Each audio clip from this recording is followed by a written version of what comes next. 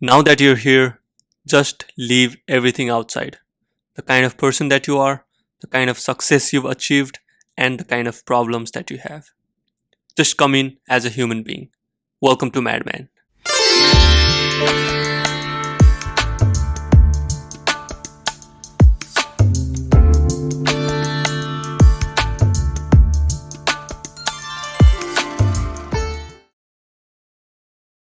A lot of people ask me, are you trying to be a motivational speaker? And my answer to them is no, absolutely not. Because I think motivational speakers are just giving advices on how to uh, how to bear good ripe apples, not acknowledging that the advice they are giving to is an orange tree. I would like to call myself more of an observer because I would like to just point out that you're an apple tree, you cannot bear oranges, and you're an orange tree, you cannot bear apples. So, today I'm going to share a few things that I have observed. Mm, and as always, I'm uh, open to communication, open to new ideas, new perspective. So if you think anything I said you don't like, just comment and we can have a healthy conversation and come to a conclusion. But I absolutely love new perspective and a healthy discussion. Now, having said that, I think the best days lived by a human being is when he's a baby. Simply because a baby lives his life to the fullest. Not because he's happy every time, not because he's smiling every time, just because whenever he's crying to the fullest. Whenever he's smiling or laughing, he's doing it at the fullest. But if you notice, the same privilege is not there to a grown up man because I know somehow a grown up man is told that he cannot cry. So I know if you've noticed this, but a baby will cry his heart out when he's not getting a chocolate. But when you give him the chocolate, he's smiling right back. There's no delay. After he gets the chocolate, he's smiling right back. Now, somehow a grown up man is not able to do that. I'm sure you've noticed it, right? Simply because a grown up man has too much ego and he's living in his images. He's not living his life, he's living in his images. So I think a baby is living his life to the fullest. But what is the biggest culprit? Why do you think a grown up man is not able to live his life to the fullest, whereas a baby can? Simply because a baby is closest to the nature and you're far away from the nature. In other words, a baby is closest to God, or a baby is God. Can I say that? Well, let's not say that for now. But what I'm saying is, a baby hasn't been polluted by the rules of the society yet, because simply because he does not understand the language that we speak, and he's just doing nature. He's not faking it. But along the line, biggest culprit is when we name a baby. I mean, in the society, naming is absolutely necessary because there are so many faces. How do you call one out of million, right? He has to be unique in one way or the other. But somewhere we forget that a name is just a sound that you use to indicate a person, and that's all. Just like one of my previous videos, I mentioned that name is no more than a signpost. A signpost shows what street you want to go to, you walk that direction, and that's it. But along the line, somehow we believe that there really is someone inside of us with that name, right? Because I mean, a Toyota car obviously it does not think, but if it thinks, I'm sure it does not think that there is someone called Toyota inside of that car, right? Or an apple tree does not think that there is someone called Apple inside of the tree, right? But somehow a human being thinks that there is really someone with that name inside, right? Probably if a car or an apple tree could speak, and if you ask it, "Who are you?" Probably it'll say, "I mean, I am what you see. I am, right? I'm no different than what you see. This is what I am, right?" But somehow, if you ask a person, "Who are you?" I mean, he has a long list of things to tell you who he is, right? He is not just what we see he is, right?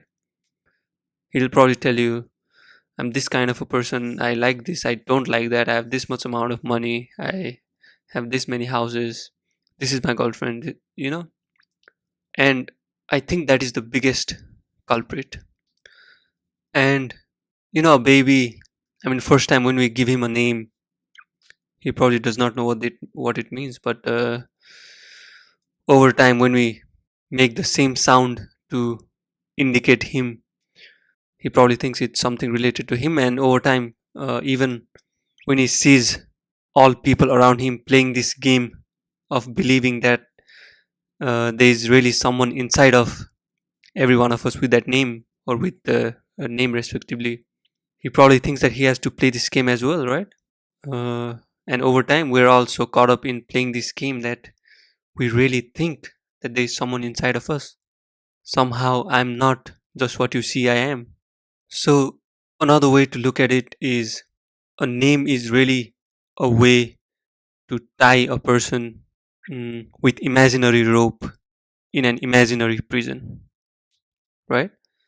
So why I say imaginary rope, imaginary prison, and not just rope and prison? Because see, a difference between uh, a free man and a wanting to be free man is just in his thoughts, right? Similarly, a difference between uh, a peaceful man and a troubled man is just in his thoughts, right? And I can even go further and claim that a difference between a rich man and a poor man is just in his thoughts, but that is open to arguments. Probably we can do another topic for that, but I mean, it's just thoughts, right? I mean, everyone is just a human being with flesh and bones, but somehow we attach that flesh and bone to something else, and he really becomes different than everyone around him. Uh, so, getting back to the point, a baby gradually learns to play this game of believing that there really is someone inside of him, and gradually he is made to learn the language, the rules, what to do, what not to do, and gradually he is not able to live the life to the fullest, because now probably when he cries, his parents will be, "Why are you crying? What do you want?" Probably when he's smiling, when he's laughing, his parents are like, "Why are you laughing for no reason? Have you gone mad?" I mean, I laugh without any reason, and that's why I'm a madman. And I think everybody should do that. I think everybody should become madman. But I'm going off topic. So the more you identify yourself with the name, the more caught up you're in the society. So a baby believes that there really is someone with that name. For example, name of the baby is Jack. He really thinks that there is a Jack inside of him, and he has to play that game because everyone around him is playing that game. If you go to a country where everyone is standing on one foot, probably even if you have 2 feet, you'll probably have to stand on one foot because you have to act normal. And over the time, you really forget that you have another foot as well. Now you're just someone with one foot. So I think it's similar to that. I mean, society is not out there, right? Society is not something that's out there. Society is just your collective way of thinking, your collective identification with the name, right? Now, his parents teach the kid, something, what to do, what not to do, what kind of a person you should be, and then he goes to a school where he starts similar things. You have to graduate with a good degree, or you have to score A plus in the test and all those things. So basically, see, in nature there is no good, no bad, right? It's just nature. It's just happening. So yeah, the first 20, 25 years of a kid is or a person is wasted just in education. And so education is really, giving a shape to a person that by the time he graduates, the only thing he wants is a good job, at least most people. And I mean, don't you think that the system is really broken? The simple reason that I'm saying that is, you know, uh, every people that I meet around my age and I ask them what they want, all they want is a lot of money simply because they've never had that. Basically, a human being is always looking for something that he was deprived of. If someone didn't have love, he's looking for love. If someone didn't have money, he's looking for money. But yeah, most people didn't have money and or didn't have a lot of money, and all they're looking for is money. But when I talk to people who have a lot of money, all they say is it's not it. It cannot be the goal of the life. You know. So right after graduation or around the age of 2025, you start the race of being a millionaire or billionaire or whatever, simply making a lot of money. And people who have finished the race are not happy, right? It is only people who are uh, in between the finishing line and the starting line. Only those people make you believe that, yeah, you should strive for a lot of money.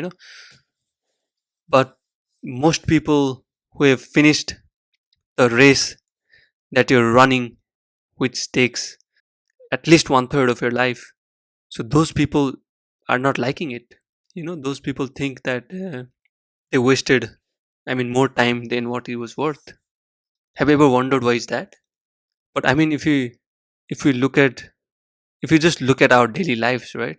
Just take a note of last 5 things that you wanted to achieve and that you've already achieved. I'm sure you're still going for the sixth one.